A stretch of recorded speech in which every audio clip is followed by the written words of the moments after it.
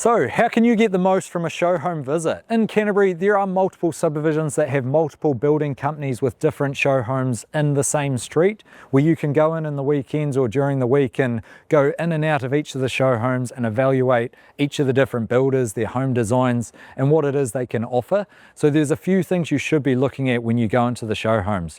First of all, hey, it's always nice to meet the person who's actually there that you're talking to. Are they nice, friendly, approachable? Are they someone you feel like you could actually go through the build process with? For me, that's such an important thing because you want the process to be enjoyable. So the actual person there makes a huge difference for you actually being able to enjoy the process.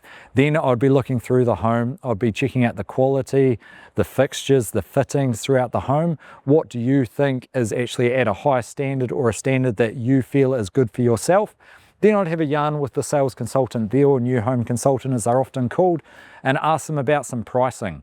Now, for every different home, we know there's a different square metre rate, but if you roughly work out some homes in the size that it is that you're wanting, whether it's a 3-bedroom home that might be 170 square metres or a 4-bedroom home that's 200 square metres, try find some designs throughout the different building companies that are similar and work out what the competitive price is. But you also then need to look at the inclusions, because every building company have different inclusions. So you need to make sure you're comparing apples with apples, but you need to just be talking to that consultant there, bleeding them for as much information as you possibly can and working out whether or not they're someone that you want to actually go through the process with, because you need to be able to trust the builder and the building company and the new home consultant that you're choosing, because you're putting all your life savings with them. So make sure it's someone you trust.